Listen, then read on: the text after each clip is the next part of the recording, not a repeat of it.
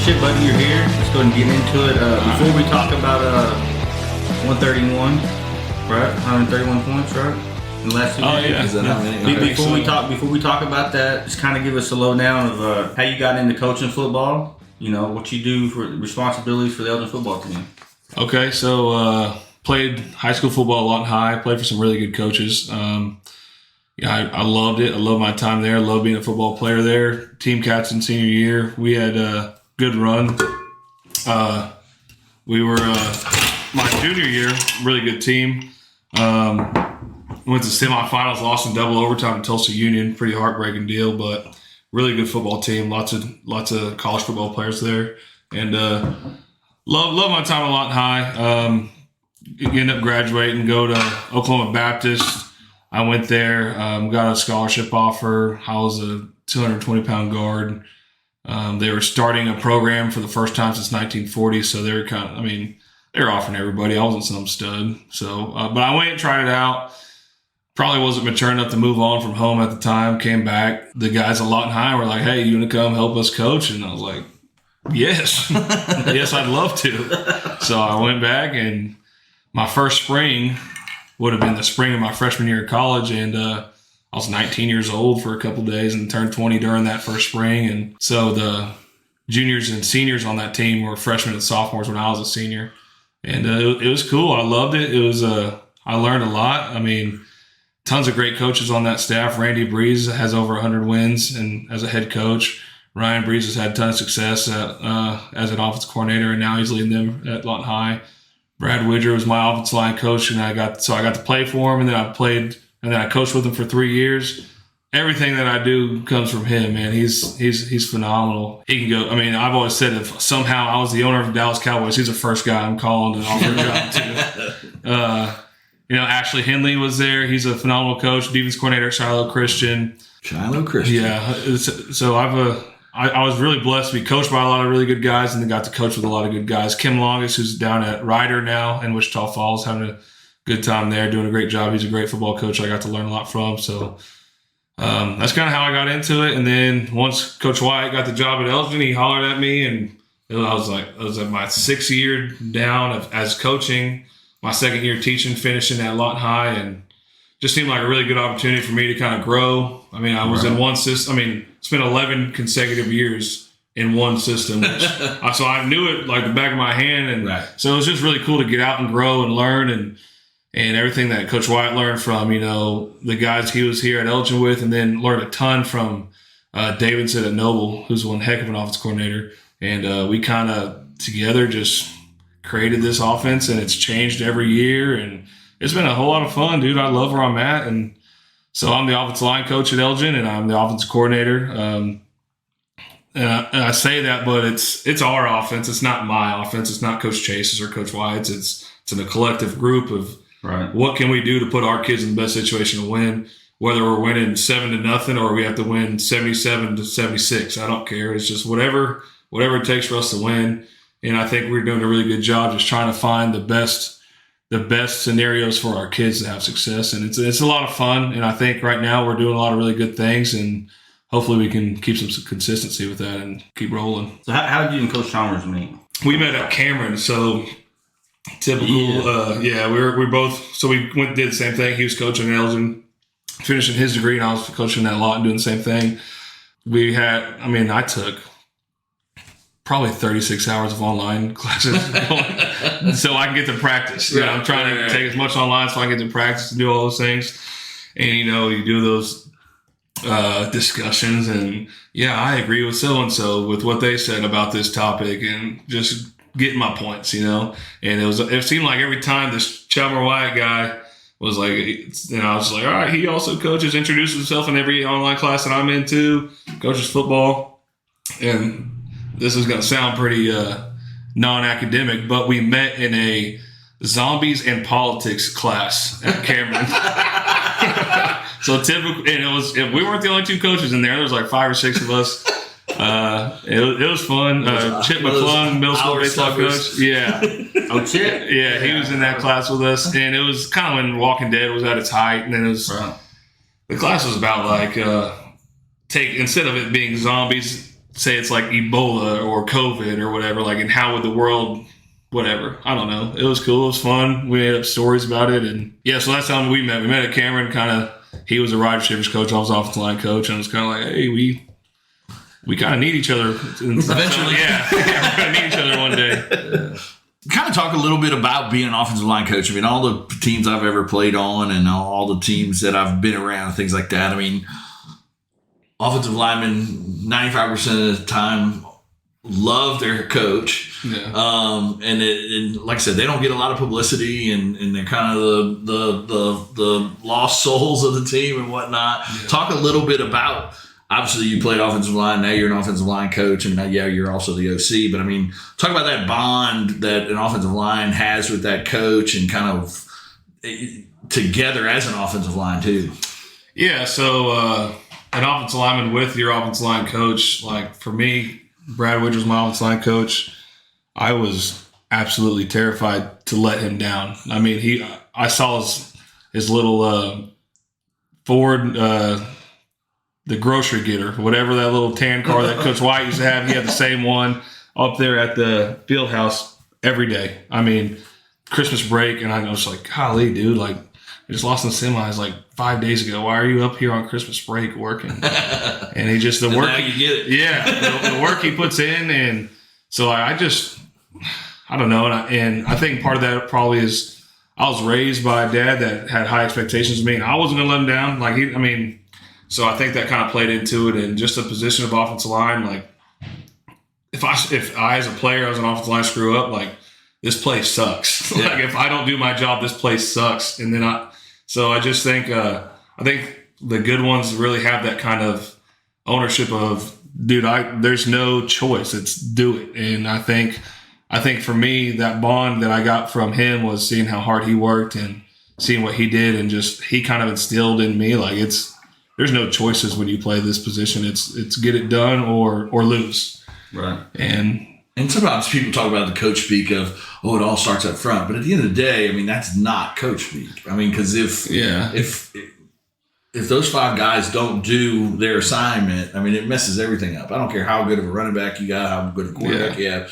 If those five guys aren't working as a connective unit, then I mean, that's what I tell the kids. So a couple of weeks ago after practice one day, I talked to them every day after practice, called the offense lineup after Coach White's done talking to the team.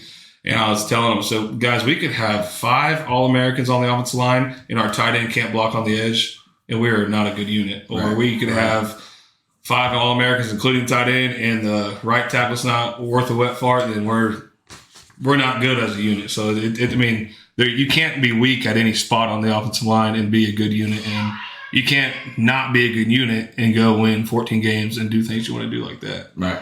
So it's a lot of, it's not necessarily pressure, but it's just a lot of ownership. And like, I don't ever want it to be like, hey, the offensive line didn't play good enough, and that's why we didn't win. Right. And it sucks for those guys because a lot of times they don't get the publicity and things like that. But a lot of them kind of understand that going in. Yeah. That's why they kind of become like a little unit and a little family amongst themselves. But like I said, it's not coach speak when everybody always says, hey, you got to win this. You got to win the trenches. You got to, it all starts up front. You hear that constantly, any type of game you watch, any whatever. But at the end of the day, it's 100% true. Yeah, no one's watching 7-on-7 on TV. No. I'm not tuning into that. Right. And you got kids that are All-Americans at 7-on-7 and can't do anything because of their offensive line and things like that aren't very good at their high school levels and things. So, that's kind of a cool deal. And offensive linemen are always a ton of fun to be around, and they usually our boys, Jace, Keith, Shay, those 3. And then you got the quiet reserve one, Carson, and then the young freshman Hudson, and God, put them together, man. It's a reality TV show, dude. Hey, can you talk a little bit about talking to Jace? Yeah, so we're doing some blitz pickup today, and Jace is a dang good football player, and he gets beat on the edge, and he kind of gets rolled up, bent over backwards a little bit, going in his pass set. And his pass set, man, we're about to go pretty O-line nerdy here, but there's so much for it. Yeah, there's so much in the offensive line of how to move, because it's not just all natural, but So in his pass set, he's a left tackle, right foot up in his stance, left foot back.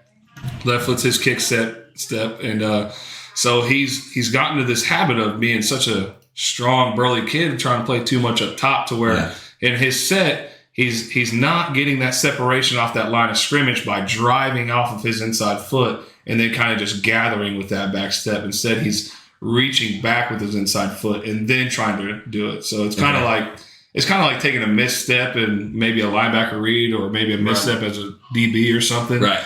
And then Jack Angley, who's a dang good football player, is pass rushing on him, caught him in between when his feet are together. And if your feet are together, you're going to fall over. Right. So, and it's something I've seen and I've known and I've done a poor job of getting to him and telling him like, hey, this is going to happen. But I'm honestly kind of thrilled it happened when it did. So it was just that practice period 5, not the end of the world. Yeah, it's a teaching moment at that point. And we talked about it a little bit because last week against Cash, he had a heck of a game, but he gets beat on the edge a little bit, and we have to scramble out to the right and throw it away. And he knew it. And, I mean, he's a smart player. He feels those things, and that's what's so great about having them for so long and having smart ones like Keith and Jace and Shay. Like, I'm like, hey, and then I know. So, and he kind of – so he knows that was coming and that's a habit that he's got to break. And I don't think people understand – how much footwork and how athletic offensive linemen actually have to be. Yeah. I think a lot of people just see offensive linemen, oh, he's a big kid, so he's going to be Jace is 270, 280, however much he weighs now. So, he's a good player because he's that big. Well, we can get a 350-pound guy out there, but if you can't move his feet, his hands aren't together with his feet. It's not going to do anything. But I think that gets lost a lot of times because they're so big. But nobody understands that offensive linemen's footwork have to be almost as good as like a DB.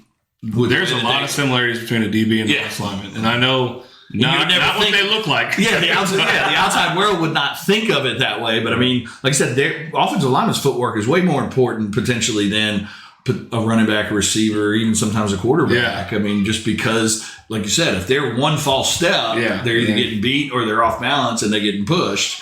And they're done. So, like DBs, you have a better athlete running forward at you while you're moving backwards. Right. And that's the same thing on the offensive line. Right. I'm a left tackle with Micah Parsons coming at me, and I'm not Micah Parsons. I'm not this. If I was, I'd be on defense.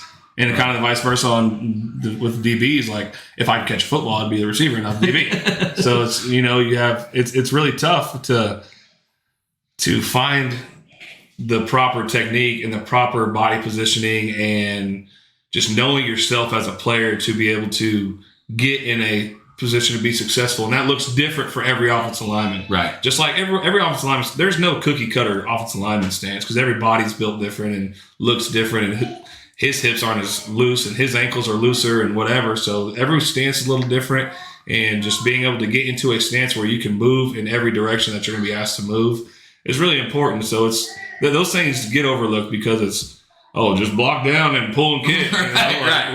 Just block somebody. Right. It's like, okay. It's a whole lot more to it than that. Talk a little bit. We touched on it last week, and Coach White kind of said to get with you about it. Before we get into the game and stuff like that, since we're kind of on the offensive line, talk to us a little bit about the Rough Rider and kind of how that came about. And like I said, everybody kind of sees some of the shirts and the hats and the Christmas cards and things like that. Yeah, so the Rough Rider deal started that either my second or third year here.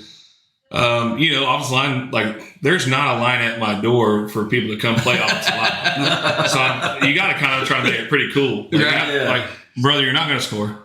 Yeah. Your name's going to be in the paper, but it's the greatest position in the history of sports, in my opinion, and I love it. So I got to get high school kids that want their name in the paper and want to score touchdowns to feel the same way. So I kind of was just kind of searching of like, what is similar to a group of offensive linemen, and we're just, like Teddy Roosevelt, his Rough Riders, they were a volunteer cavalry in the Spanish-American War, kind of looked over a little bit, kind of like offensive linemen. They were a group of like Texas Rangers, Ivy League students, college athletes, just people from every different walk of life, just like football, but even more so the offensive line room, and they all look different. Like Hudson does not look like Keith. Carson doesn't look like Shay. I mean, they're all totally different, but they come together and they pretty much volunteer to go do the dirty work, the things that nobody wants to do.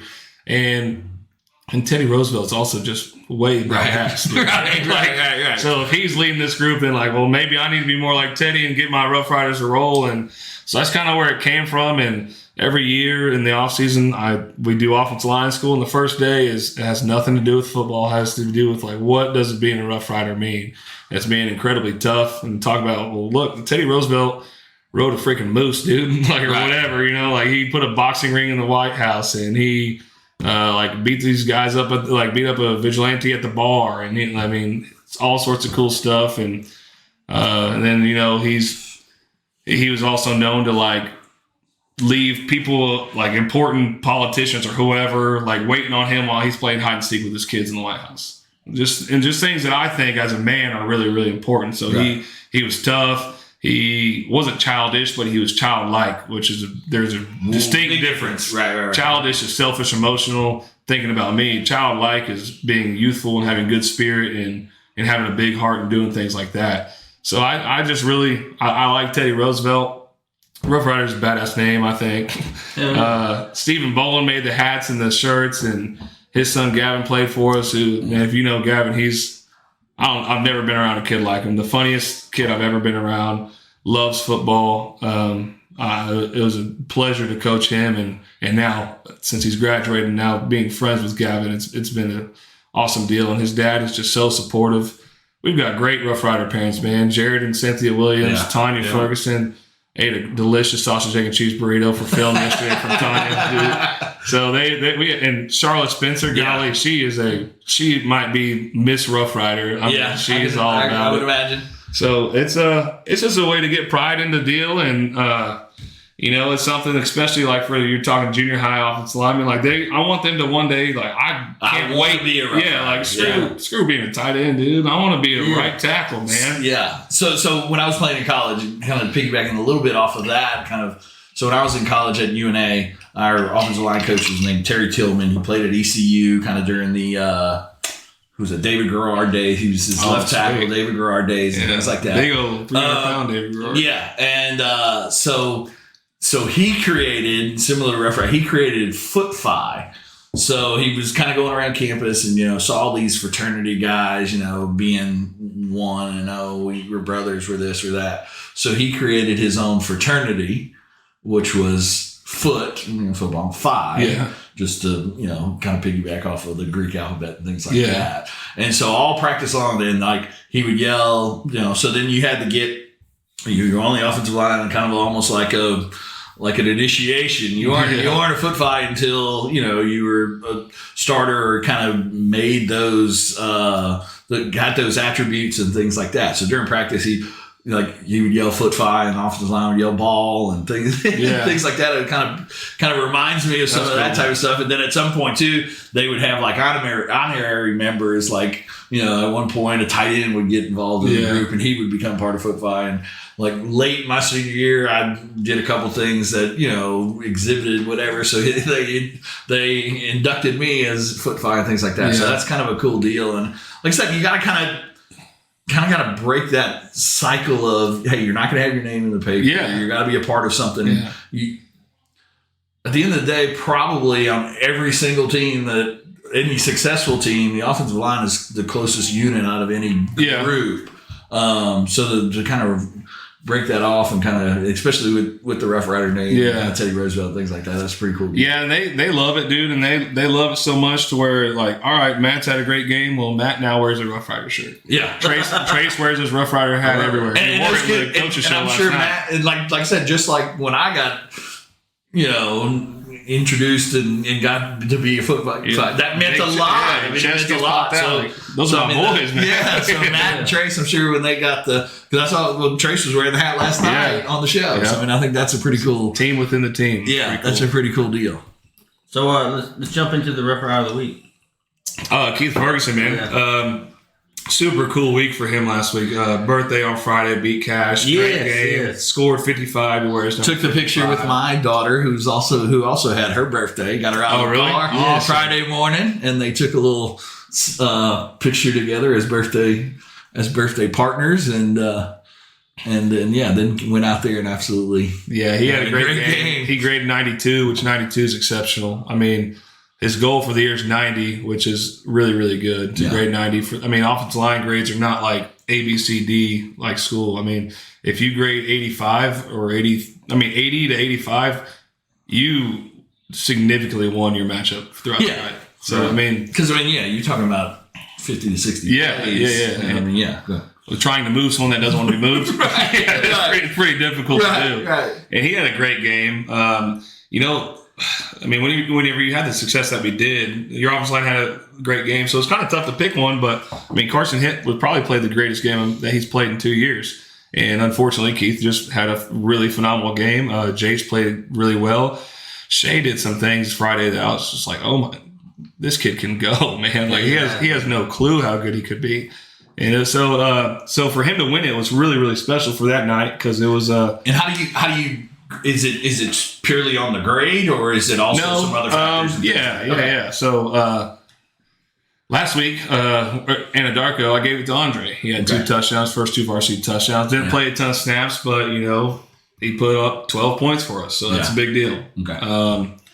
Jace, I think, had the highest grade week 1, so he was in the mix. But sometimes I just pick the guy that I think is the most deserving for the week, whether he's the highest grader or not. Most of the time, the correlation plays into it. You're not going to get named at 30%. Exactly. So it was a big deal for him to win that birthday. Scored 55. Where's 55? One of the nicest, biggest hearted kids I've ever coached, but without a doubt the meanest football player I've ever coached.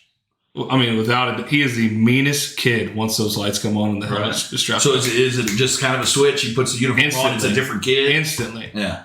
It's which is awesome. Because sometimes, and I always say I'd rather pull back than kick in the ass. So, and that is Keith to a T. I can teach you the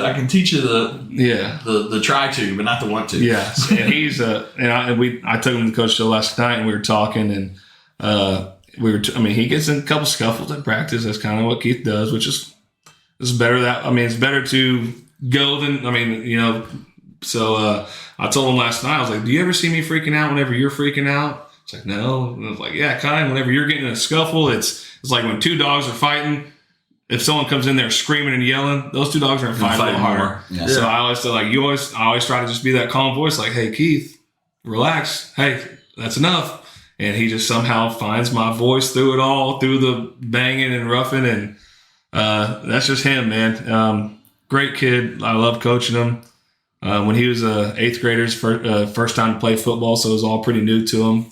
Oh, wow. I did not. Okay, I did not. 8th grader's first year to play. So he didn't play in all those little league years. He was always here. He was a baseballer. He was a baseball guy, yeah. Yeah, and then he was like, well, I'm huge. Let me go play football. And thank God he did. So, yeah. Yes, he's very much so. He's a violent player, excellent kid. Joy to be around. Him and Jace make a really dominant left side. We've talked about that during this podcast in the last couple of weeks. The left side, nothing to take away against the right side because, Shea is a special athlete. Hudson's a freshman and, definitely holds his own. And Carson, obviously does a lot of good things at Sanders too. But, that left side, being as athletic as they are and as big as they are, and we've talked about, they're bigger.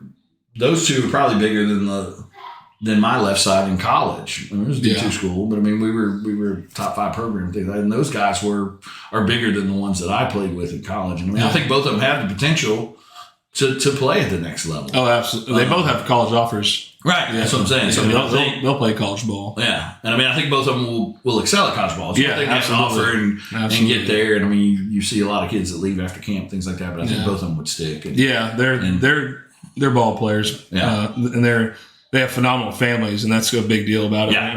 A lot of those kids that go play don't have anything to really keep them there. Yeah. And they both do.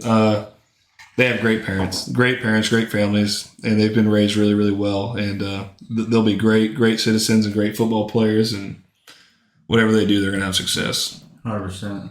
We sharpened the axe award this week. Oh, Trey Crabtree is one of the most interesting people you can be around. He's the funniest guy. He's an exciting football player. He's had so many ups and downs. As a freshman, it was like, dude, this guy's gonna tear it up forever. Sophomore, had some good plays. I think he scored 3 touchdowns sophomore year.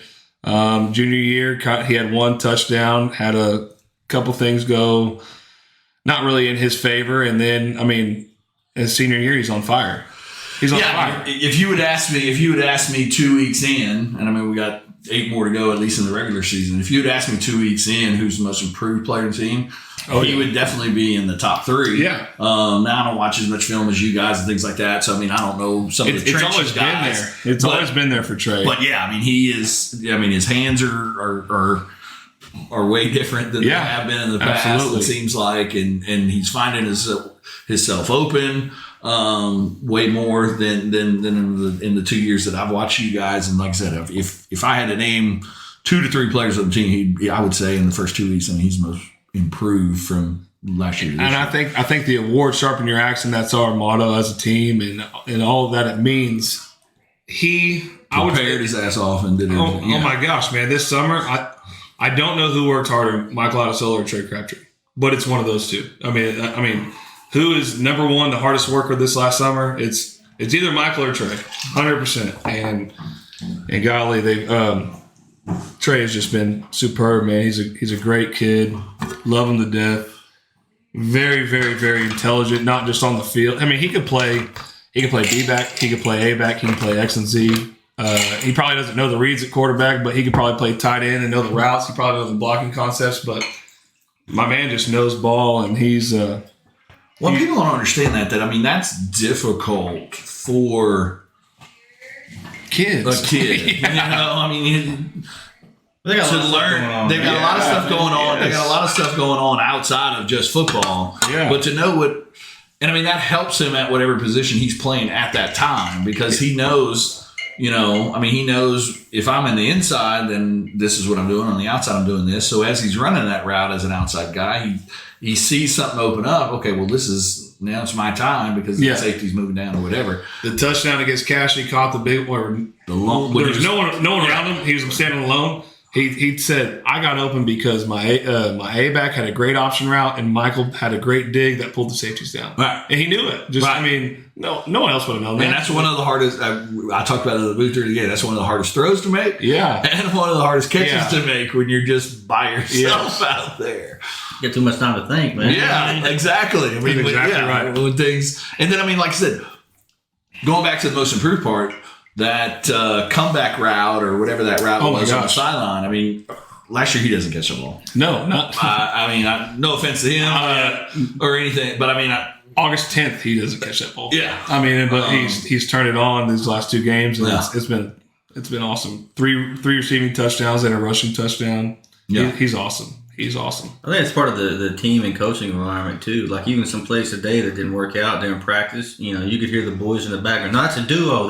Yep. Let's do it again. Let's get it right. I think it's part of it. And you brought up Mike. Let's talk about Mike for a minute, because obviously he hasn't got off to the start that he has wanted. Yeah. Because he was the guy last year. Everybody knew he was the guy. So he also needs to understand that this year there's a strong possibility that people are game planning for him. And sometimes I think on kids that gets lost. Yeah.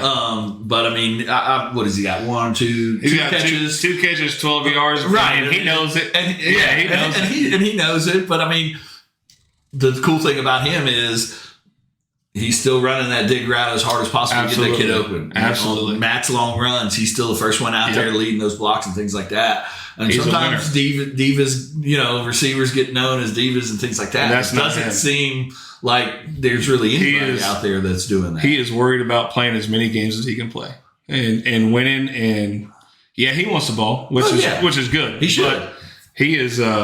You watch a 7th grade football game and watch somebody score a touchdown. There's nobody happier. You watch an 8th grade game. You watch a Monday night game for 9th grade in JV. You watch a Friday night game. There's nobody happier than Mike Latisola when someone has success. He's a phenomenal Christian young man, an incredible big brother, an incredible football player. I mean, I heard he's a piano player too. So I had right before the season started, he loves my son who's met twice, and he loves Phoenix. Phoenix was born during the day before I guess it was the day of, because it was a long day. Golly. But it was the day of the regional track meet, and Michael was going to long jump. I coach long jump, which obviously, if you look at me, I look like a long jump coach. Yes, absolutely. So he was going to long jump, and he was telling Coach, he was like, listen, we have to leave the regional track meet because my son was born in Oklahoma City, and the regional track meet was in Putnam City, at Putnam City High School, and which was 8 minutes away. And he was like, we got to go because Phoenix is being born right now. So he was trying to get the team bus to go to the hospital to meet Phoenix. And that's just the kind of kid he is, man. He's awesome. And, so I was telling, Kelsey loves him. My wife, Kelsey, loves him. And we send Mike pictures of Phoenix throwing up the X because that's Mike's little deal. He throws up the X. And so he comes and sees Phoenix after the game. He's fired up. And he's just a phenomenal kid, and we love him. He sends us videos of him playing the piano, and he's phenomenal. He's phenomenal at the piano, and he's just there's nothing I could ever say negative about Mike Latisola. He loves Elgin. He loves his teammates. He loves his coaches. He loves his brothers. He's as good as they get. Phenomenal kid. They're awesome. They're awesome. Yeah. Phenomenal. And they have a great big brother look too. Yeah. Special teams player of the week. Josh. Yeah. Right. His brother Josh, man. Yeah. So I'm not just the biggest guy when it comes to special teams for my responsibilities. I help coach the punt team because we're protecting. So it's kind of falls into my lap a little bit and feels. So that's been tough the last 2 weeks, right? Well, we got 2 off. Yeah, we punted twice and we got them off in the second half. Good. Good. Like back to Josh. Sorry. Yeah, Josh. He had 5 tackles on special teams, which is awesome, man. Yeah, that's awesome, and to me, in special teams, that's nobody wants to be on there. But I mean, if you're on special teams, you're a freaking starter, dude. Right. So, and Josh takes it that way, and he had 5 tackles on special teams, flies around, and if you're on the kickoff team, heck, you're playing a ton right now. Yeah. I mean, so and he had 5 tackles, and that kind of, to me, in my opinion, if you fly around on special teams, you freaking love your teammates. Yeah. And you love this game, and you want to go win. So completely unselfish. So special teams player of the week, that's a great award to give out because it gives some pride in something that a lot of people don't take pride in. And you look at week 1, special teams was a huge role. I mean, 2 turnovers. 2 turnovers. Yeah, absolutely. And so you can't look over it. I mean, there's 3 phases of the game. I know it's easy to look at 2 phases of the game, but there's 3, and you got to play it. And Josh dominated, and it was awesome. It was awesome for us, and what a great kid to give that award to. 100%. So let's get the defensive player of the week. Okay. Jack Ansley, man. Let's talk about a little bit that relationship and how that works. We tell some about that. Yeah, you're the offensive coordinator, so you got to go against him every day. Yes, I do. And so do you? So just to kind of clarify, you don't have any role on defense? Is that right? Or I am the assistant to the defensive coordinator. Okay, that's my role. Hey, check this out, though. Even better. That might be my biggest role. We was playing Light Mac, and he did help me out on defense. Oh yeah, that was my first defensive play I ever called. Yeah, I was like, it was like 4th and 1 on their own, on their own 30. The offensive coordinator always knows what's gonna stop them. They're on their own 30, and it was 4th and 1. I was like, hey, they're gonna go for it. And I was like, hey, do you care if I call this? You're like, dude, go for it. And it was awesome. We ran a little stunt. We fit him right in the hole, and unfortunately, the kid it was 4th and 1. Kid fell over the tackle instead of getting pushed back and got the first down. Yeah. But I bragged to Jack about it, though. Well, yeah. I had one heck of a call, man. Watch your back,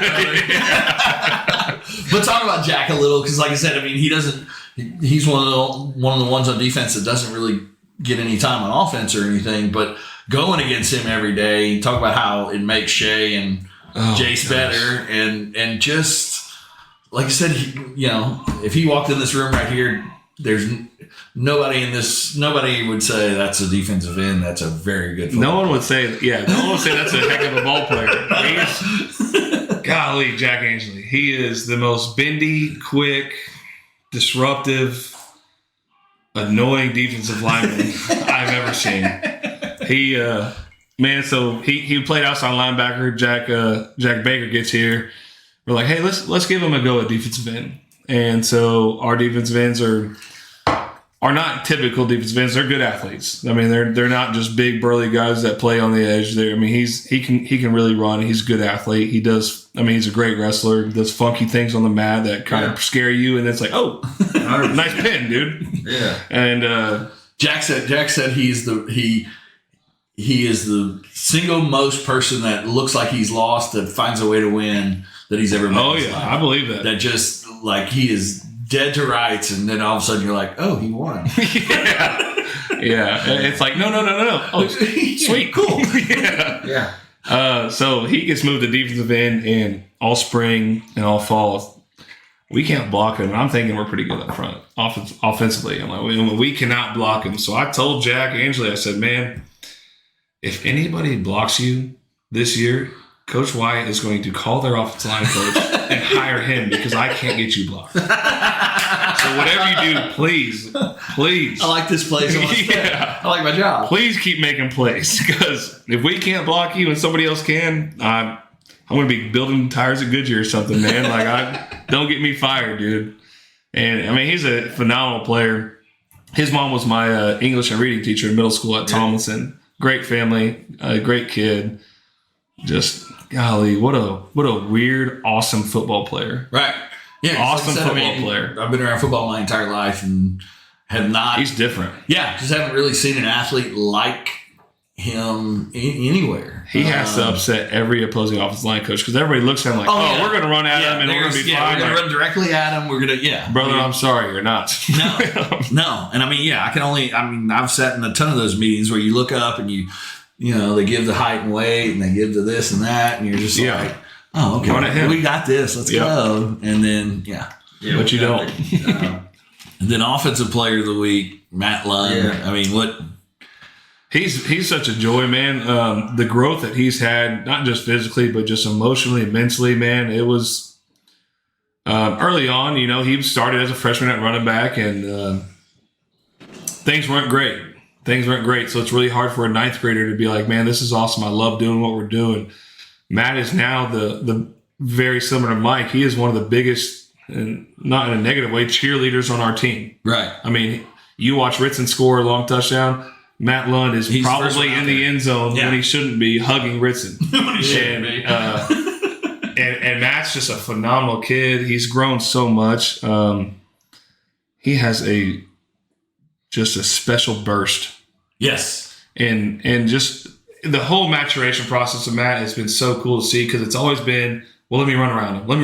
And then now there's a little crease. Let me drive my knees and get through there. Yeah. The counter play against Cash, we back block, guy spins off of it. He's trying to make the play at 7 yards. Matt drives his knees through it and he gains 22. Yeah.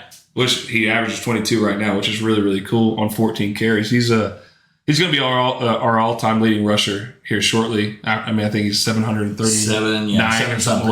Yeah. For the season, I believe it's like 311, right? Yeah, on 14 Yeah. carries. I think it's 22.2 yards per carry, which is. And then one thing that we're wild. doing with him a little bit more this year, which is nice to see, is kind of. He's got two receiving touchdowns. Yeah. Kind of getting out there, kind of getting the ball. Because he doesn't often get the ball in space. No. I mean, he's a running back. So I mean, absolutely. So now that we're kind of using him in that swing pass type area. I mean, it's great for us. It's great for our quarterback. It's great for the offensive line. It's great for our offense schematically. And he scored twice on it. Right. I think he's only caught it twice too. Right. So I mean, what a joy that is. But just go back though and talk a little bit. Go back and talk a little bit, because like I said, he's been starting since a freshman. Everybody kind of knows his name. I mean, for those years when things were not the greatest, I mean, he was kind of the only bright spot potentially, because because when he does get in the open field, special to watch. Absolutely. And like you said, that burst. But now, before he was a runner, he was maybe not saying track guy, but before then he was more a track guy. He was a speedster. Yeah. Now he's a football player. Absolutely. And it's kind of the last two. And I think to me, because I saw him play as a freshman and as a sophomore from a distance, but junior and senior have been up close and personal.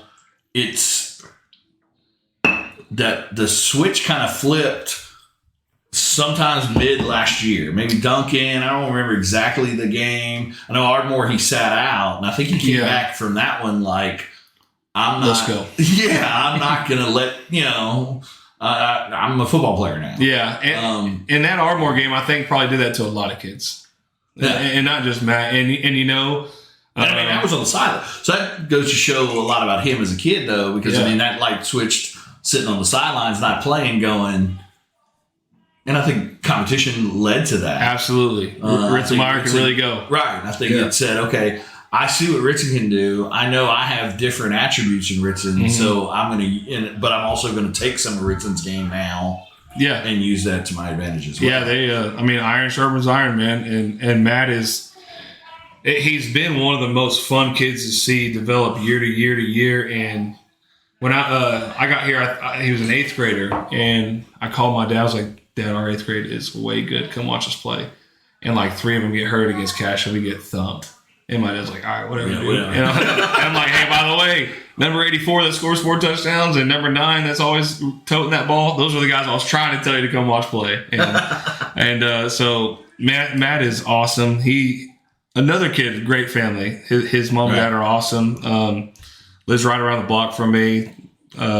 Just an awesome kid. And I know I'm saying that about a lot of them, but I'm not. This is the truth. We are so blessed in Elgin to have phenomenal kids, phenomenal families. Yeah, we've talked about that the last 3 or 4 weeks we've been doing this. It's a special time. It makes it special. Winning always makes things fun. Yeah. But when you're winning with good people, it makes it a little bit different. More different. Yeah.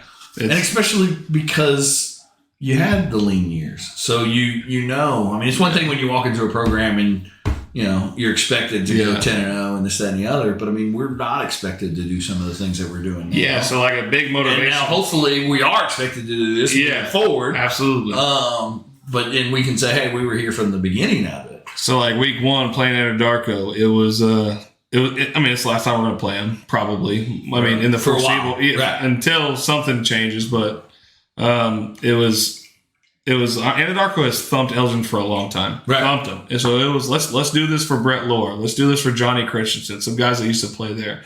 Let's do this for Hayden Hitt. And then it was also, hey, let's do this for the senior class that got thumped their very first game. Andre Crabtree, Trey Crabtree, Matt Lund got thumped against Anadarko. And so we owed them one. And that was kind of what we told them. This one's for you guys, man. And not just you, but the guys before you. But also, don't forget. Well, it's cool, too, that they came to your house and thumped you. Yeah. Well, you're also naming older brothers, so they did too.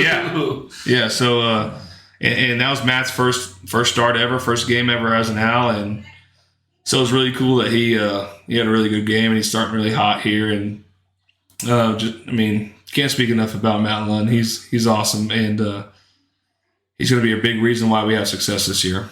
I want to get into stats real quick, man. That 131 number. The points you've been putting up this last 2 weeks. You as a team been putting up. Yeah, correct. Exactly. I want to talk about the points you as a team been putting up. How's that working? Honestly, it's just kind of like it's a collective group effort, man. We are so dang good defensively. That's just what it is. You're not going to come to Elgin and run the ball on us. In the passing game, we've had success. Hunter had a pick last week. We're doing some really good things. We're really, really tough for an opposing offensive line to block, and that's where Jack Baker's really, really good. He makes the offensive line coach their job really, really hard. So if we have good special teams that keeps the opposing offense on the minus side of the field, and they're not going to gain a ton. at the moment. You know what I'm saying? You know, we're going to have some better opponents coming forward and things are going to change. But right now, what's going on. And, you know, this Friday night will be a different challenge because they're a good football team. But right now, what happened in the first 2 weeks is we're having a great special teams. Our kickoff is tremendously improved.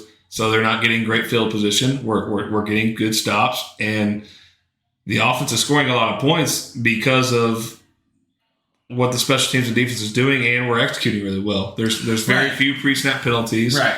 And so, like, our points compared to our yardage, it really doesn't match. No, because, I mean, the first week you go 5 for 6. Trace goes 5 for 6. For 110. 5 touchdowns, but 110. Yeah. So you're going, you know, I mean, because some of the touchdowns, Peyton Christensen's touchdown was, 20 yards, 18 12, yards, whatever it was. That was first play. So it's one play drive. Yeah. You know, Matt Lunn starts the game on offense. I mean, one play drive, 80 yards, run. Yeah. So, I mean, that was a little bit different because it was longer. But, yeah, I mean, you're getting the ball in great field position because your defense is so good and because your special teams are so good. And it's got to make it your job way easier as a play caller. Yeah. And then, I mean, one thing, too, is because of how dominant our offensive line is and the way we played the first 2 games, like I said, plenty of football to go, but just kind of recapping the first 2 games, I mean, when you're in 2nd and 4, how easy is it to call a play in 2nd and 4 compared to 2nd and 10? You know, it's never easy to call plays, but 2nd and 4 is you got the whole playbook open rather than 2nd and 10. Yeah, absolutely. A little bit more predictable. And so it's been a weird dynamic for me, and I'm such a. It's not done until it's done. You know, the job's not finished until the job's finished. You're a coach. Yeah. So, I mean, we're up 21-0 maybe, and it's 2nd and 4. It's like, golly, what do we do? You know, like, do we take a shot? Do we just go get the first? What do we? And then like, we ran dive right for a touchdown. And, well, what do you guys want to do next drive? I'm not even in a rhythm. Like, I don't know what to do. You know, so it's a blessing for sure, just because like the success, but I don't feel as if we have gotten in a great rhythm. You know what I'm saying? It's been so explosive to where it's not like I think we had a drive against Cash where you had about 10 plays, maybe give or take. Yeah, and that was a fun drive. It was exactly. Yeah. It was a fun drive. Yeah. We get to 3rd and 8 and we run.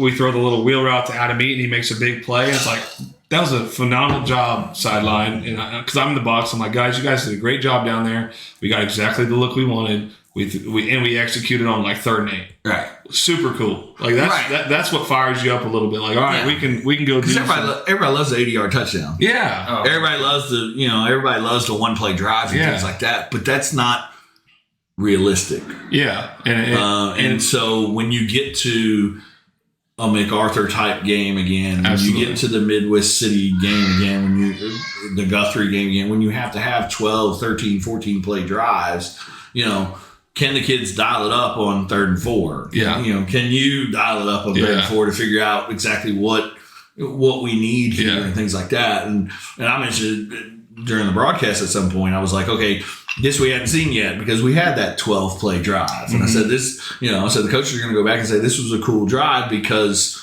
we haven't seen it yet. Yeah. And I mean, one thing too, we haven't seen us play a whole game yet. Yeah, because we've been able to get the start. Luckily, we've been able to get the stars out of there. It's not a bad thing during preseason, not preseason, but it's during non-district. But I mean, you also kind of in the back of your mind, I'm sure, as a coach, going, Are we in shape? What are we going to do in the 4th quarter? Is Jason, Keith, and those guys going to be able to handle that stuff in the 4th quarter?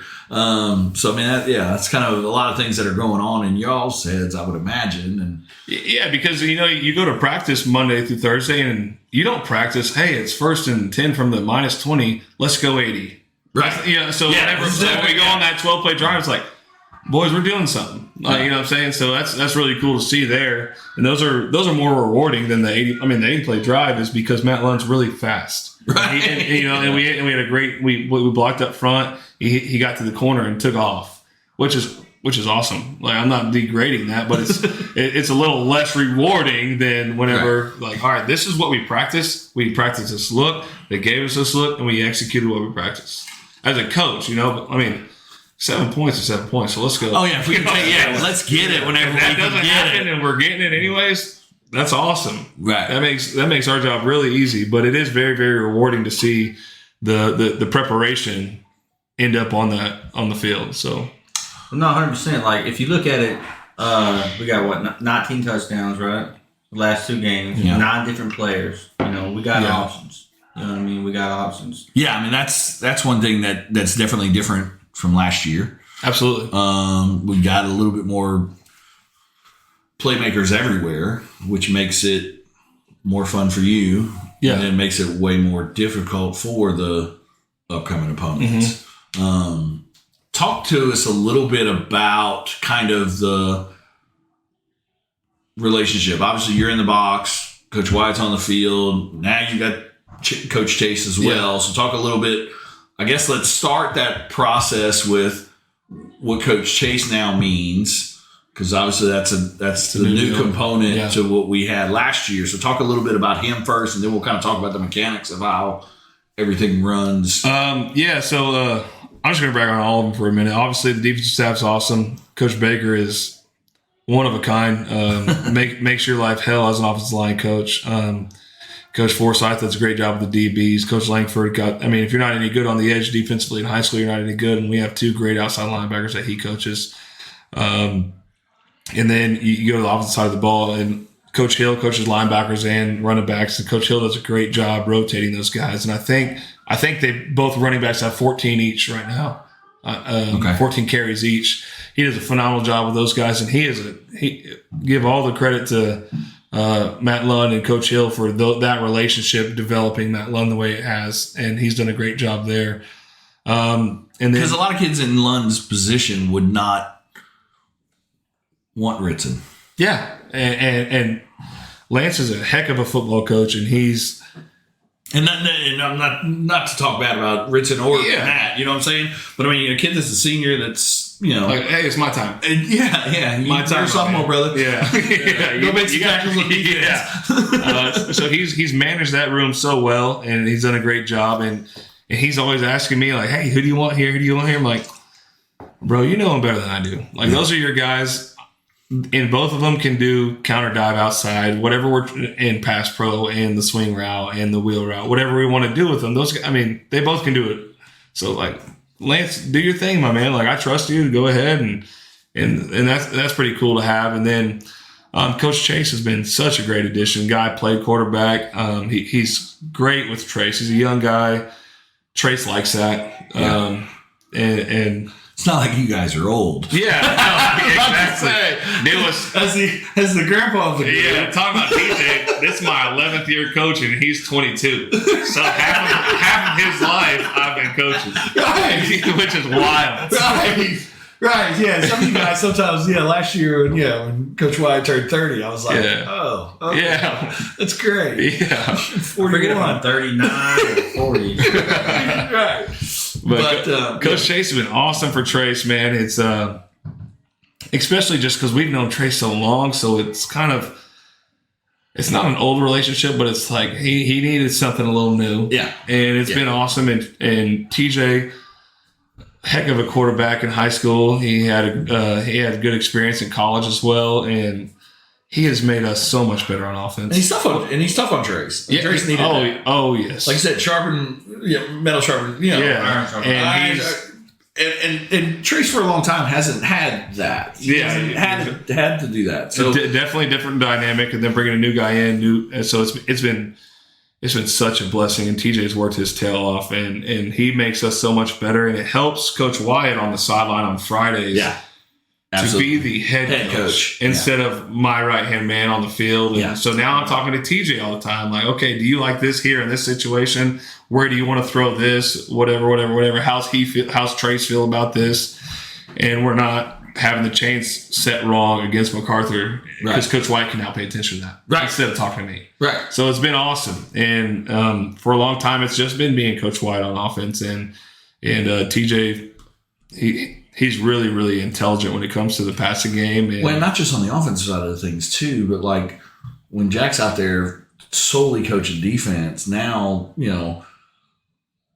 Coach White isn't over there talking to you, talking to Trace, this, that, and the other. He's also kind of being able to kind of help Jack a little on the defensive side. And special teams as well. Last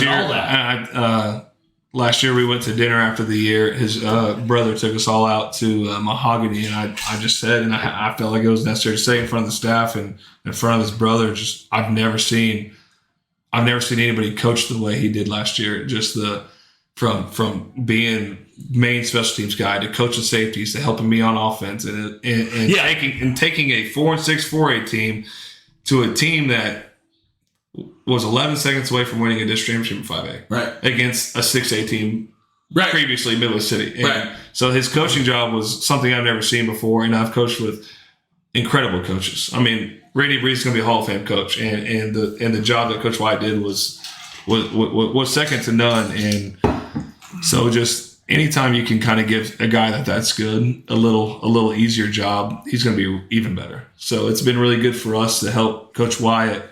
TJ and I have helped Coach White kind of be able to do everything he's done, but with less stress of like, okay, I got to get the offense right. You know what I'm saying? So, well, for the first time, from an outsider looking in, he can now be officially a head coach. Yes, absolutely. I mean, he was the head coach. Don't get me wrong, by any stretch of the imagination, but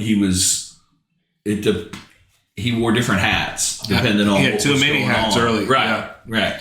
And that makes... I didn't start calling... me and him probably split it 60-40 in favor of him our first year calling the plays, and then probably 50-50 that second year when we weren't very good. And then after that, it kind of started going towards me, and now it's pretty much me. But, I mean, I'm not saying that to take credit. I'm just saying that to show how he's kind of gotten to do more and without having... He's getting to do more with doing less, is what I'm trying to say. And it's been really good for him, and it's been good for our team. And don't tell him I said this, but we're really blessed that he leads us. Wow.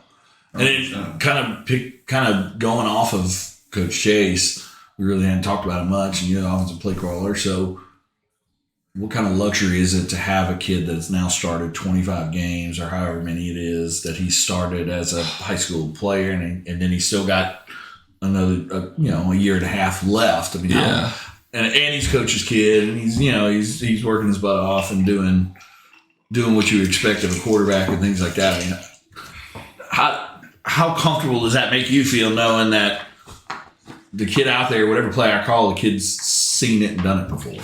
It's a blessing, dude. Just Trace he's going to make one heck of a football coach one day. He's going to be one heck of an offensive coordinator one day. And I hope one day I'm a head coach and I get to hire him. But he's developed so much in his maturity. And at the end of the day, we probably expected a lot of him whenever he was 14 years old taking that snap against Clinton. The state champion Clinton. And we're expecting a lot of them. And we're still hard on him, man. Like today, he doesn't take the slip on the boot, and he's like, "What?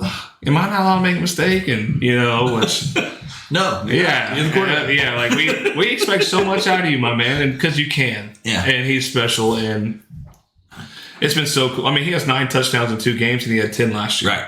So if he throws 1 Friday, he's equaled his total of 11 games in 3. Which is super cool, and that makes our offense so much fun. Well, and he's much better this year. I mean, going back to the Crabtree deal, when I said two or three players, Trace is right up there, and he's doing a good job at throwing the swing that goes for a touchdown. That's not the quarterback favorite throw to throw the swing, but he threw 2 swings, but I think 2 touchdowns. But now that it's been 2 touchdowns, I think it's going to start to come. Yeah, because I got to throw it 4 yards, and now my stats say 1 for 1 for 80. And he's smart enough, like, they're taking the swing. Okay, now this is what's open since they take. Well, because you can see he's going through his progressions. I mean, absolutely, several of those there was one to Mike that I can think of off the top of my head. That was his 3rd or 4th read. I mean, everything was to the left side. Yep. And he came all the way back to the right. That might be my most impressed play I've had of Trace in 3 years. Because you don't see that a lot. Now you don't see a lot of high school quarterbacks start as much as he does. Especially when there's a mirrored concept. And he's like, all right, this concept was taken away. I didn't love it. it's probably not going to be there on the backside, but since just timing wise, and he gets it done. Yeah. And then to be honest with you don't see that a lot of times in the college game. Yeah. Most offenses these days are one side reads, and if you don't see it, take off and run. Yeah. And he's a full field read now, which is pretty cool. The touchdown right before half to Trey Crabtree, which was a wild throw and a wild catch there on the corner. Yeah. I mean, so we're 1, 2, 3, 4 are gone, and that's number 5. And he hits the 5th read, which is really pretty remarkable. Whether he probably should have done that first read, but that's okay. I mean, 7 points. Right. But to still go through all of them to get there. Yeah. And it's not like he just read the wrong way and threw it to the 5th read right off the bat. I mean, you can see, and the one cool thing that I like too now, because I've kind of got the same vantage point as you, we're next door to each other. I mean, you can see his head and you can see his feet, which is, we talked about feet for offensive linemen and things like that. But I mean, his head is where his feet are, and he's progressing through it. Absolutely. Which is cool to see as an ex-quarterback. He's such a cerebral player. Like, I mean, you go back to last year, Midwest City, we're down on the goal line. We call a split zone play. And he has never been allowed to do this or been asked to do this ever. He gets up there, he looks at it, he turns on to Ritson, and he's like, I'm going to pitch this to you. And he catches a snap, pitches to Ritson, no one's there. Scores on 2-yard line. Yeah. And that was Trace Laura. And everyone makes you look good. And then everyone was like, dude, what the hell? And I was like, that's 7 points, baby. Like, I don't care. Like, it ain't about me, man. It's about the Elgin House. So, but again, I mean, Trace Lawrence, that's. But how awesome is that for you? That is awesome, man. Yeah, because as a play caller, he can get you in and out of things that necessarily aren't there. Because you know as well as I do. I mean, what they're lined up in with 15 seconds left on the clock isn't always what they're lined up in. Exactly. To the ball. And he can see it. And he sees it, yeah. And I think that was the least he's ever celebrated on a touchdown because he was terrified to come back. But we were all fist pumping and ready to go. And they're like, you good with that? I'm like, yeah. Yeah. Anytime we score, I'm good with it, man. And so that's just who he is. Just a smart football player. He's settled down. He's so smooth, man. Really good arm talent. Just we're blessed to have him, man. So we talked a little bit about players of the game and things like that. Let's kind of put a bow on the Cash Week. Okay. I mean, obviously, big rivalry game. We're not going to lose them, to my understanding, like we will on Darko, because they're still kind of. So we're going to try and keep that rivalry going. Next 2 years, I think we're going to try and keep that rivalry going with those guys. So let's kind of put a bow on that one. I mean, just to kind of talk about how the game went from your perspective and things like that. Well, started off pretty hot, you know. And what's crazy is we were going to throw it on the first play, and I talked to Trace that day, and I was like, this is what I'm thinking.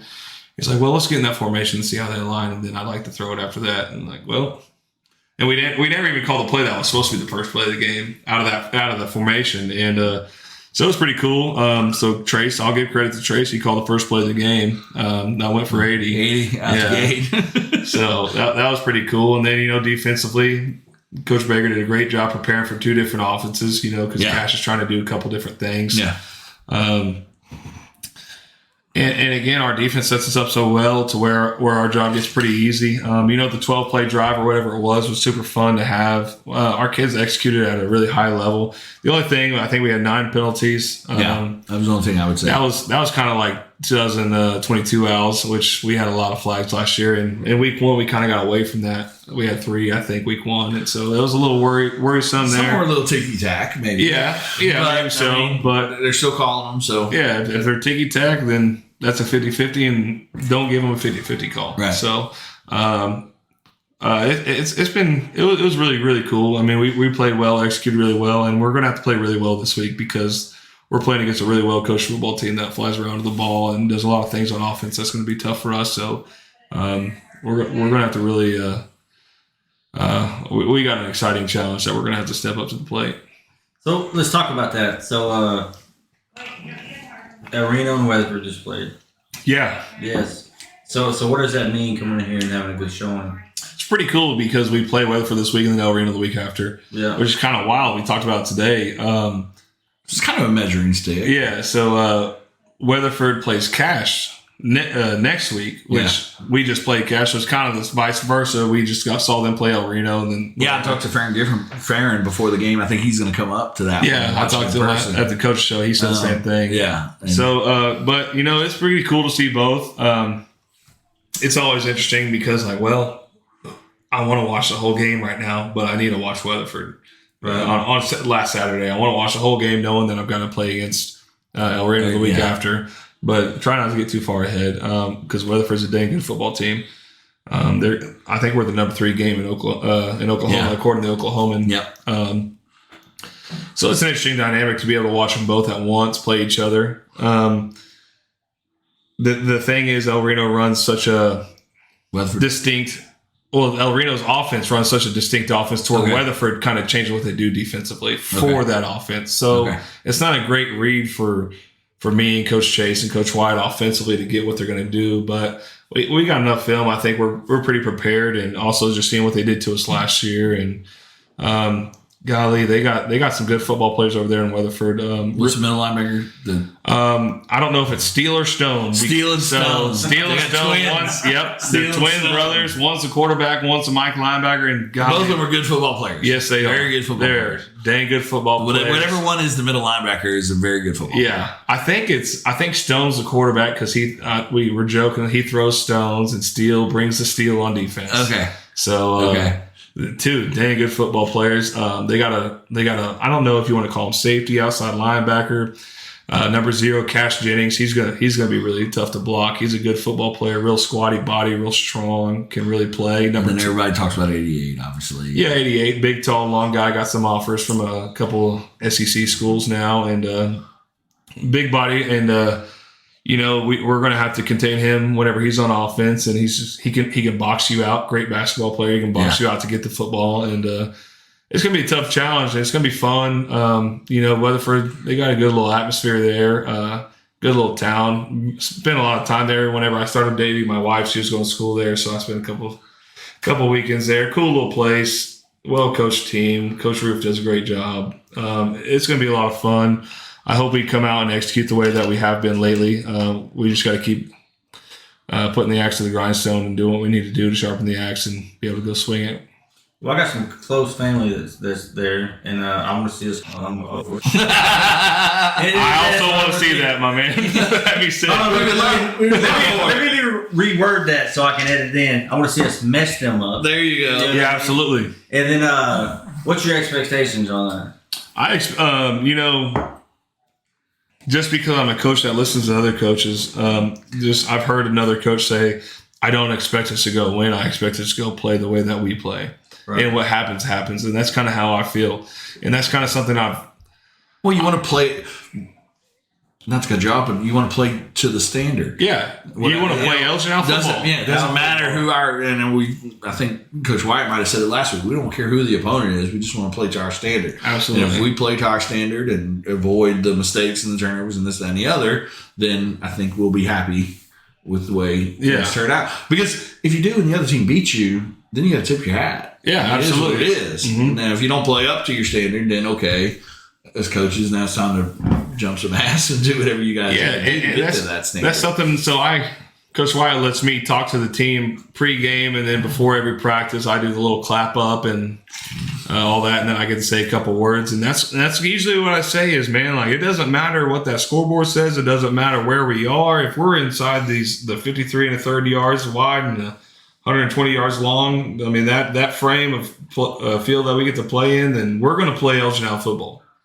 And that means we fly around to the football, we get to the football, we force turnovers, we tackle really well, we hook up and we block people, and we protect the football. If you can do those things, you're going to have success. Yeah. And exactly like you said, if you do those things and the opponent beats you, then congratulations, you guys are a heck of a football squad. And so that's what I expect. I expect our kids to go out there and do the things that we do to the level and expectation that we have. And I don't really expect scores. I'm not going to say, well, I expect us to win 42 to 29 or whatever. Like I expect us to go play Elgin football the way that we've done our best to try to build a culture around. So that's kind of the expectation we have. Talking a little bit about the culture and things like that. I mean, so the Oklahoma, we talked about the Oklahoma. We're the third best game, supposedly the state, this, that, and the other. Oklahoma's got us ranked 5th.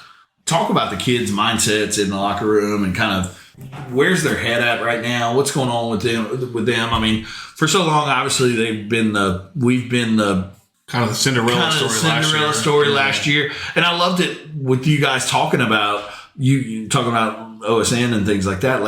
Yesterday, you guys were on the show, and Keith brought up walking into the season, we were on a 2-game losing streak. Absolutely, yeah. And that to me was just as profound as Trayvon's answer week 1 December of the coach's 3rd. show, December 3rd. Yeah. So I love to see that. That goes back to the culture and the kids and things like that. But I mean, where is their mindset? Do you see kind of that, hey, we're still pushing forward, we haven't accomplished shit yet? I mean, where are we? Yeah, that's what I mean. Who cares that you're 2-0? 2-0 is cool, and the Coach White said this yesterday after practice. And at the end 2-0 of is the day, cool until you're 2-1.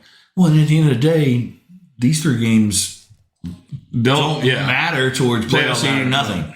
Obviously, you want momentum going into those next ones, but so that's kind of where the kids are. And going back to what the kids have said on the coaches show for Oklahoma Sports Network, Peyton said, they can hunt us, but we're not done hunting. Yeah. We're not content with 8-3 last year, so that's kind of where they are, and you got to go to work for it. And just like Coach White said after practice, 2-0 is cool, 2-1's really not that cool. Yeah. So it's go to work and go battle and make it happen, and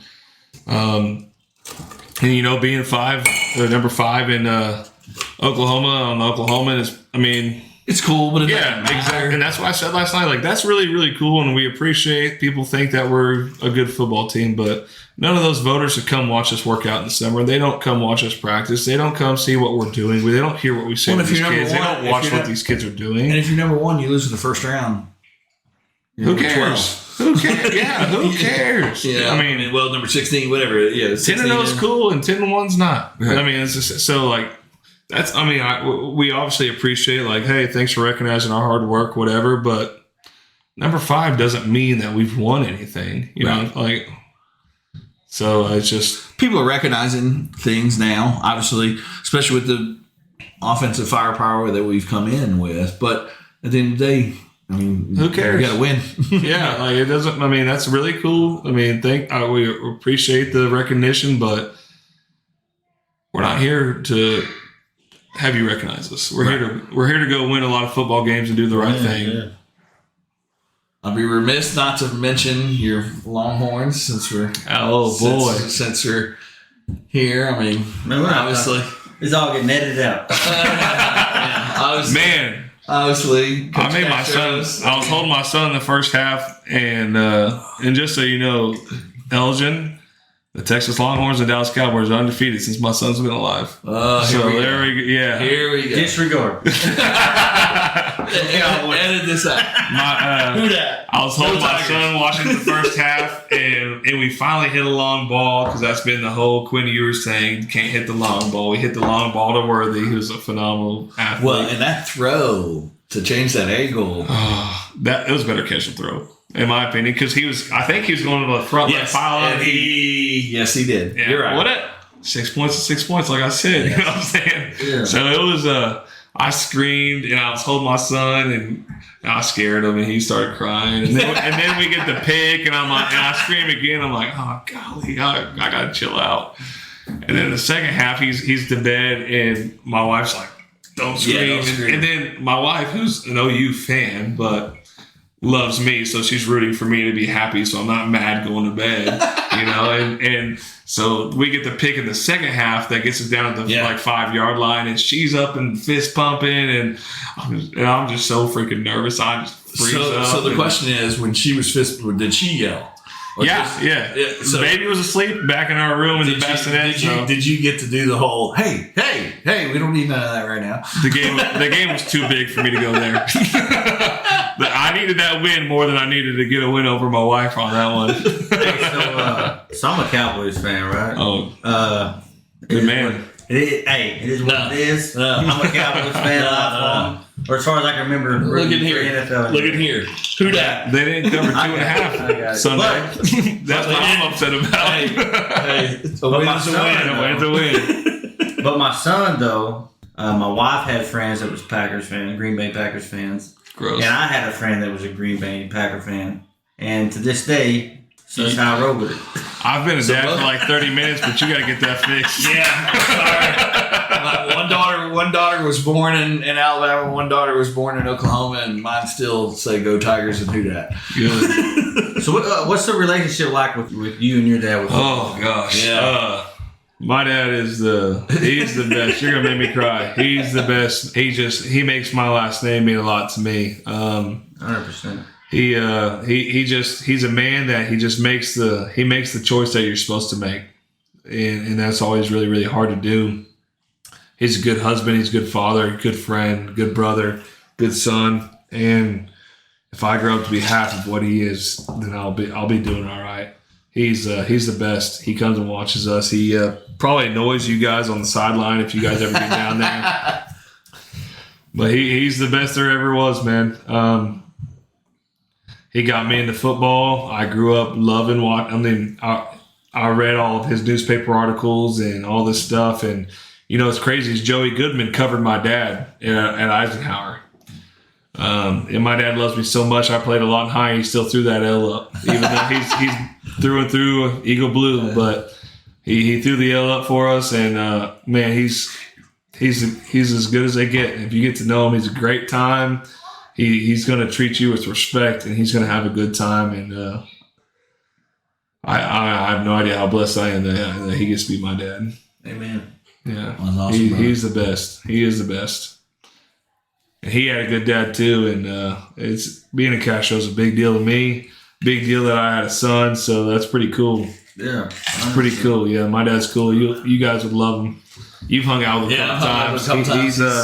He's probably a little too proud of me than he should have been. I think it was after the Guthrie game. He's like, "Hey, man, Vincent, you know all these college guys?" I'm like, "Dad, I scored 0 points just now, my man. You need to relax." You call AJ right now. Yeah. Oh, my dad texted me Saturday once the game was over. He goes, "I'm tearing up, man." So is that where the Texas? Yeah. Okay. So he's a Texas fan. I'm a Texas fan. That's where That's where you get it from. That's where I get it from. Yeah, like obviously. I'm born and raised in Lawton, lived there forever. I mean, I went to Shawnee for a little bit, and then now I'm in Elgin. But so where's his Texas loyalty come from? Was he obviously his dad grew up like 30 minutes from the border from the Rio Grande. So we're pretty Mexican going back that way. But yeah, so his dad. Grew up in a town called Bracketville, Texas. There's Fort Clark there, the little old military base there. Like U.S. Grant lived there, and so he was born in Del Rio, Texas. Whereas you know Del Rio? I do know Del Rio. I did a Babe Ruth tournament there when I was 14 years old. What an interesting little town! It is an interesting little town. Fishermen kind of know it because of the. Lake Amistad, there's a big bass fishing lake there. When I was 14 years old, I was from Louisiana, and we made to the Babe Ruth regionals, and it was in Del Rio, Texas. Man, I stayed with the Del Rio. Del Rio Rams, baby. Yeah, that's when you. That was like in Little League when you would go to like these opposing teams or whatever, you would stay with like a family. During the tournament and things like that. We stayed in Del Rio, Texas. Man, Del Rio, I loved going there as a kid. My grandparents had a pool with palm trees in the backyard, and they didn't have like money. That's just what it was like. Right, it was Del Rio, yeah. And they lived kind of on a hill. You go drive to the top of the hill at night, and the lights that you see through the pastures, Mexico. I mean, you're right there. Yeah, super, super cool. And yeah, man, I'm pretty proud to be a Castro, and it's just pretty cool down there. And my grandfather's brother Johnny still lives in Fort Clark, but in Bracketville, which where they live or where they grew up, and my grandfather played. My grandfather played fullback at Bracketville High School. In the very first Alamo movie, John Wayne was filming the Alamo movie in Bracketville. And so he went to the Friday night football game, and my grandfather played fullback. And after the game, he goes up to my grandfather, shakes his hand, and says, "Hey, you're a really good football player." Which, how cool is that John Wayne tells you, like, all right, the cowboy told you that you can play ball? Like, all right, that's pretty cool. You're a Rough Rider. Yeah, exactly. Yeah, exactly. So that's cool. Adam, to kind of wrap this up and things like, we talked about it a ton, but I mean, talk to us a little bit about just the Elgin community, like the kids and the parents and things. Like, how awesome of a time is it right now to be in Elgin Isle, and how cool is it for you guys to coach this group of kids and have the community support that you guys are having right now? You know, it's something that, I've been a part of some really good teams, and I got to coach on some really good teams at Lawton, and we went to the state title game twice, but we didn't pull it off. But, you know, there's obviously, if you get that far, you've got some good people around you. Yeah. So, but this is a little different. You know, I mean, we got one stoplight here. We're playing against the Midwest City Bombers. You know what I'm saying? Right. So it's a little different that we have just such a strong belief system, man. Like, I mean, and I know I talk about him every time I can, but Ryan Donnelly, man, and you guys had him on. What a guy to just have on your side, and you know, just his belief system and the way he talks. Like, how can you not want to be a part of that? No, and you know, and not just him, Jared Williams, Curtis Laura, our administration, Nate Mraz, Vidal McCracken, Charlotte Spencer. How can you not want to be a part of what they're doing and what they've done? And we are so lucky to be where we are, man. And it didn't feel like that whenever we went over. It didn't feel that way, but we also knew, like, they got our back regardless, and that's just so cool, man. It's so cool to have people that believe in you and that believe in what we're doing, and they're not even just looking at you thinking like, hey, go get this done. They just want you to love their kids. They want you to love this community. They want you to do right by them and make them good people. And I pray that that's what we're doing, you know. And it's just, man, it's so cool. It's like it's the closest thing to like the TV show Friday Night Lights I've been a part of, you know, where we are selling out the stadium. I mean, there's packs. I mean, it's packed, man. It's packed for the week 1 or week 2 game we had, and I guarantee you we have a good crowd at Weatherford, and we're gonna have a good crowd when we go to Ardmore in a couple of weeks, and then El Reno in 2 weeks. You know, I mean, we're gonna have people there just because they believe and they love, and all. I mean, and a lot of it is like, you know, the Hudson Begley's dad, Hudson Begley's dad, Brian. You know, Donnelly and a lot of those guys have kids on the team now. Bailey Blue's son's a 9th grader, you know, and like you got Pete's Corral.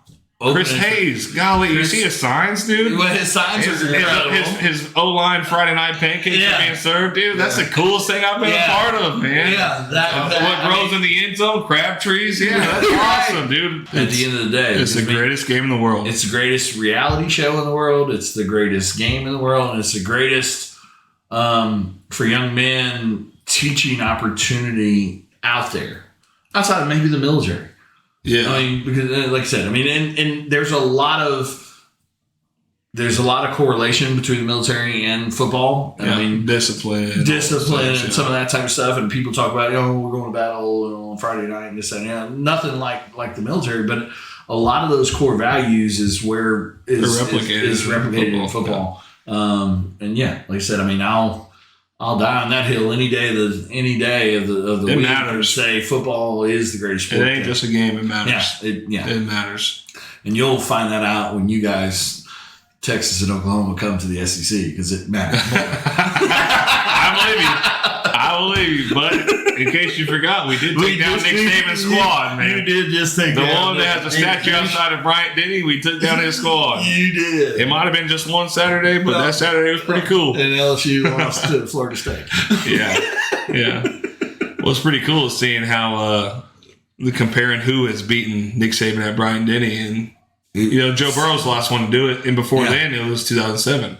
Yeah. So, Manziel, or did Manziel beat him there? No, Manziel's was at. Was it at? No, it was at Alabama. Yeah, so it was Manziel, and then So they were, I guess, like 50. But Sark is the first. Sark is the first former assistant to win beat him there. Sark's the real deal, offensively, for sure. Sark is a great dude. Met him several times. Have you really? Yeah, Sark's a good dude. Great good dude. He had a rough patch there for a while. Everybody does. Yeah, and he learned from it. I mean, I think he called one heck of a game, man. Yeah, he went in there with Saban and did his thing. I said something to you at the youth football game the other day. Like, I really want to talk to Castro about levels, right? You're obviously a lot of years ahead of me, right? So, like, who's your guy you look up to when it comes to coaching inspirations? Yeah. Okay, so a lot. Because coaches gain, like, you guys. I watch coaches. You watch coaches. I don't just watch plays and players. I watch coaches. But it's leaders, too. That's what so it's not just always. It's not just football coaches. You guys get influence. I mean, people. Yeah. So not today's influencers, but people that influence men. Yeah. Like my high school, my father-in-law was a patent just freak. So, I mean, we, locker rooms, I mean, growing up, this, that, and the other was Pat, all that kind of stuff. And then, but he also had he had coaching influences as well. But I mean, like, obviously, Teddy Roosevelt's big to you with the Rough Rider. Yeah, absolutely. But yeah, kind of saying what he was saying, like, where are your coaching influences, I guess? Well, to me, that's always been important for me, right? One thing you talked about earlier is your dad, right? And so I really enjoy that aspect of people talking about their dad, you know what I mean? And so me in the military, I would say, like, I always looked up to a bunch of leaders. Mm-hmm. Man, I'm sorry. No, you're good. We get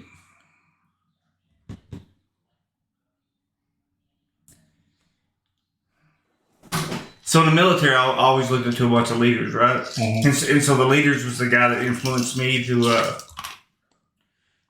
move forward and stuff. So, I look at people that do that in their professions, right? And how does that...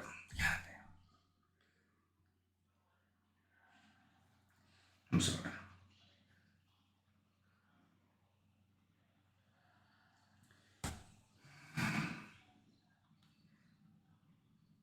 Talk about some of your influencers and, like, what type of leaders, what do you look for in a leader that makes you say, okay, I got it. Give me a second. Yeah. All right. So You got it, my man. So talking about like you, we talked a little bit earlier with your dad and stuff. But as far as football goes, looking at your leaders and stuff like that, you know what I mean? Like, how that influence you? You know what I mean? And because my biggest thing in the military was that I had the opportunity to learn from a lot of great leaders. You know what I mean? Absolutely.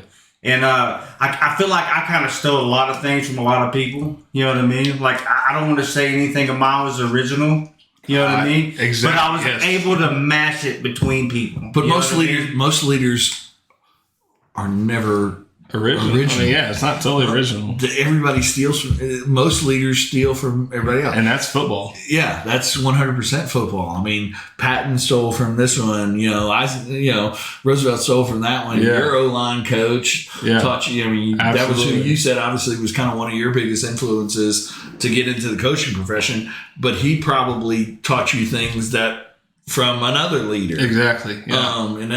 And you steal that stuff, and not that you steal it, but you make it your own, and you mash it into your own. Yeah, and even Coach White talked about it last week. He was talking about his brother. He runs the business. He runs a business. So he takes from him. Just it doesn't have to be football per se, but you're able to take something from somebody else.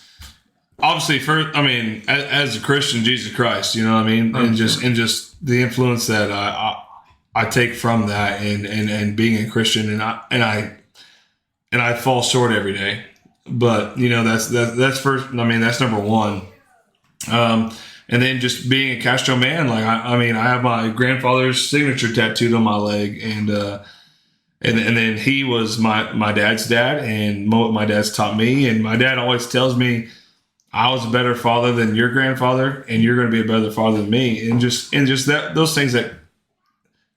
Kind of what you're talking about is just taking from someone else and then But when it really gets down to football and things that, like, I mean, not even just not X's and O's, because X and O's you can take from anybody that doesn't even have the heart that you have. No, X's and O's is more of a science than it is a emotional thing. So, and I get that from my grandfather, and I get that from my father, and I get that from Clarence Madden, who's a Hall of Fame offensive line coach in Oklahoma. And I hope I hope I could coach against him one day.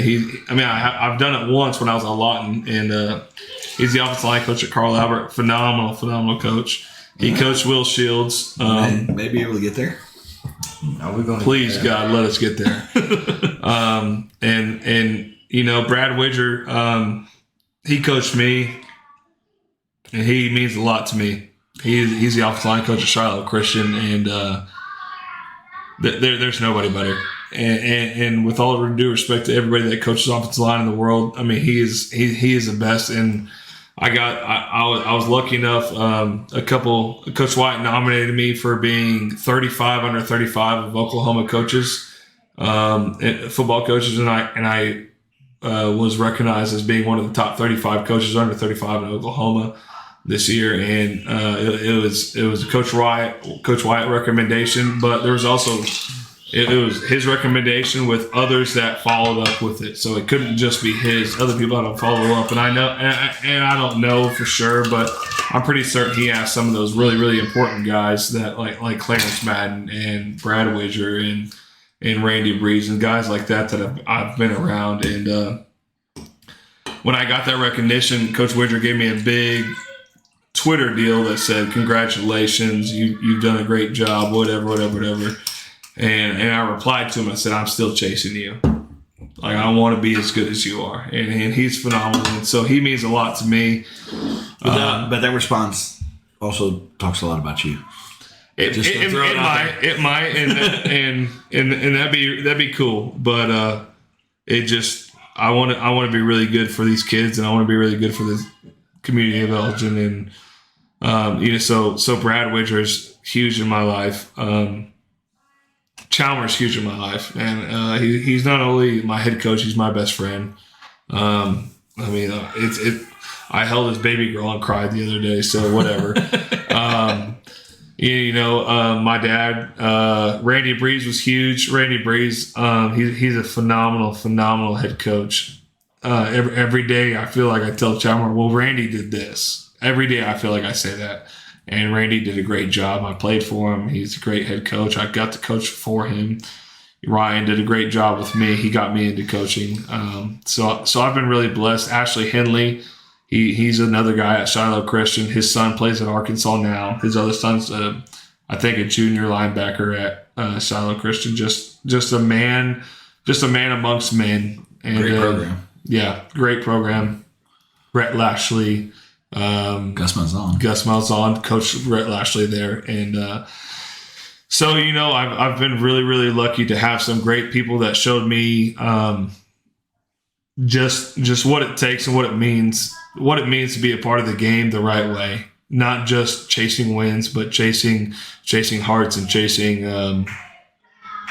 relationships and enjoying the everyday. And that's something I try to take to our coaching staff as good as I can, because we have a great group of juniors and a great group of seniors, and we're not going to get to coach these guys forever. Right. I mean, I have at most 12 more games with Keith Ferguson and Carson Hitt and Andre and Matt and Trey and Peyton Christensen, and I love these guys to my soul. So it's I try to just take as much as I can every day, and those guys have been huge influences on me, and I hope one day that I can be the same for somebody else that wants to get into this profession. And you guys will always remember the wins.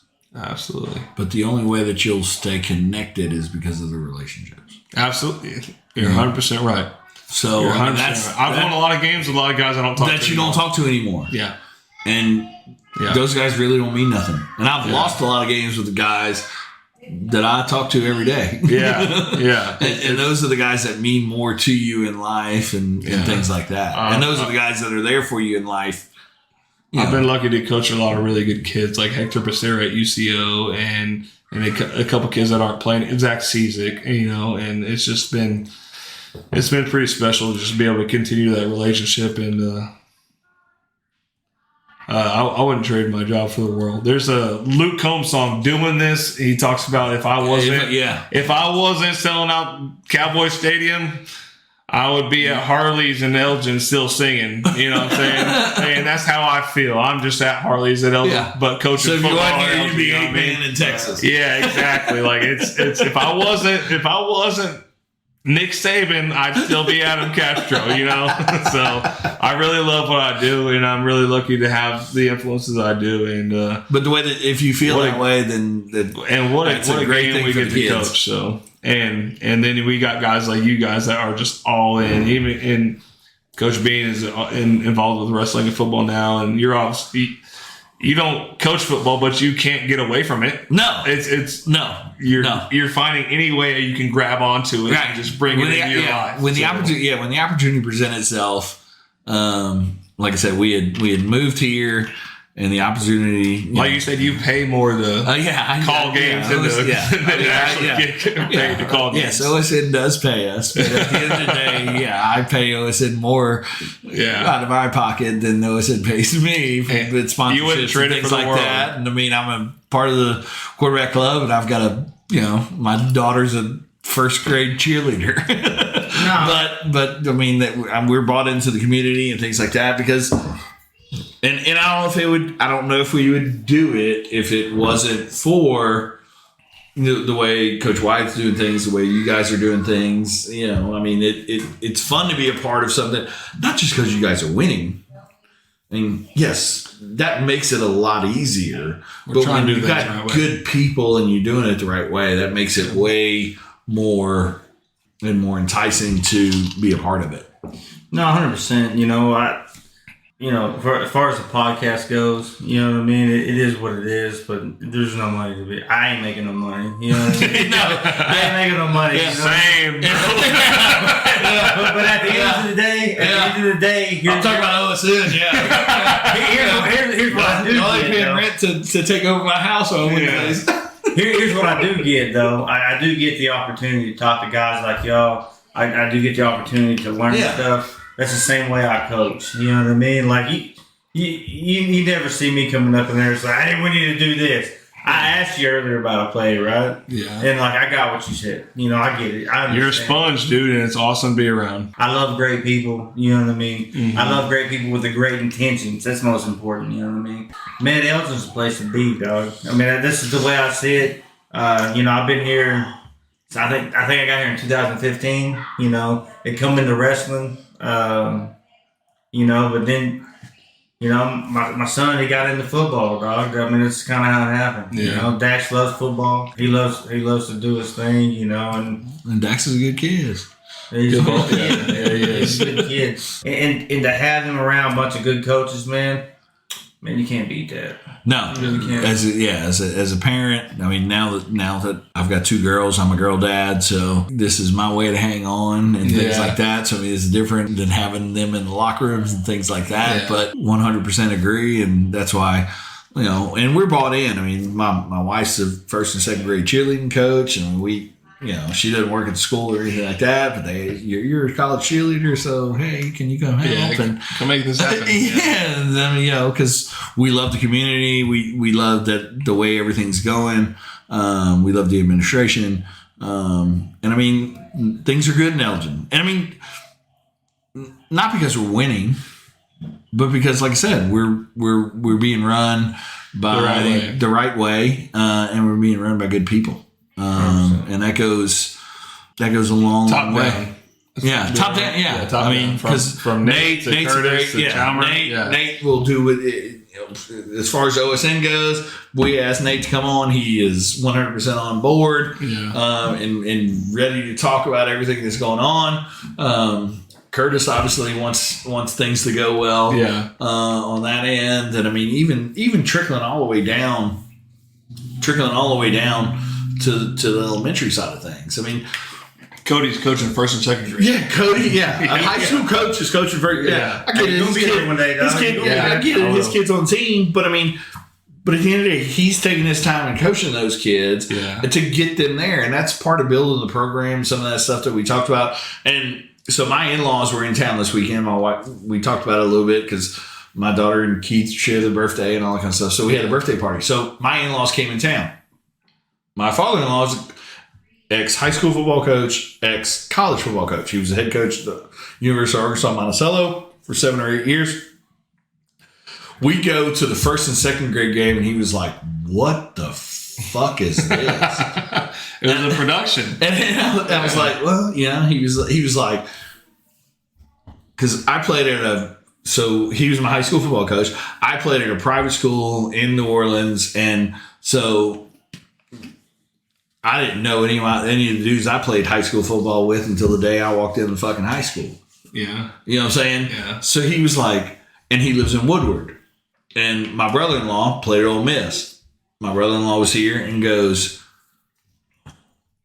"What the fuck are you like?" There's like 500 people in the stands for first and second grade, like, and y'all playing on the high school field, and and things like that. And they were like, "This is the way it should be done." Yeah. And I mean, he started, my brother-in-law, because he's still kind of young. Maybe he's got a daughter, but I mean, he kind of knows some things going on in Woodward and things. And he was like, "We need to do this. This is how it's done." He was like, and my father-in-law was like, "Yeah, y'all, things are, this is We're doing all right. This is a pretty cool deal." Yeah. That's what Jared Williams and Ron Donnelly talked about. They talked about tradition. You know what I mean? You got to start doing that tradition, at a young age. And I think that makes it, it makes it burn more if you lose. And it makes it mean more if you win. Yeah. It's that tradition. Let's go to final words, right? I was in the unit, the 160th. And at the end of the creed, it states, "I serve in the memory and pride of those who have gone before me. They loved the fight, fought to win, and rather die than quit." That's pretty similar to what I'm seeing with this team right now. The last couple podcasts that we've had Jared Williams on here, Ryan Donnelly, and they've talked about, what they have built, or not really built, come back to. You know what I mean? I think that's amazing, right? It's hard to come into something without any tradition, right? Yeah. It's hard to start it from the ground up. You know what I mean? I serve in the memory and pride of those who have gone before me. That is an awesome statement. You know what I mean? Sure. And I think that goes from here on out. You know what I mean? And that's something you coaches have started. I really believe that. Or brought back, I should say. You know what I mean? Even with my own kid looking at it, you know what I mean? I have a 13-year-old son, bro. You know what I mean? Yeah. You have no idea how much I want him to look up to y'all coaches, man. That means a lot to me. I would just, to end it on that, but I would like to know y'all's thoughts on that. That's pretty cool. And you saying that reminds me of a speech. I mean, just being a coach and listening to pregame speeches and stuff. Michael Irvin one time went and spoke to the University of Miami and said he was so afraid to be a Miami Hurricane because of the guys before him, that they went and won games and did this and did that. And then he said, "I could not leave here and not be able to hand the next group something." So that's pretty cool. And you said Elgin didn't have a ton of tradition, but I think whenever the Donnellys and the Begleys and the Bailey Ballou and the David Ballous went, I think there was a little bit of something there. And I think we're just picking back up on it. And I hope whenever we're done here at Elgin, whenever that may be, I have no idea. But whenever it is, I hope that we have something that we can give to somebody else that they think, hey, we got to continue that. So that's really, really cool, because it is about the people before you. And kind of like I talked about Anadarko earlier, like we owed them one for other people, not for us. I mean, for our senior class and for the Hayden Hitts and the Brett Lauras and the Johnny Christensens and those guys, we owed them for one. So I think it is really, really important to have that understanding of what's been before you. So that's really, really cool.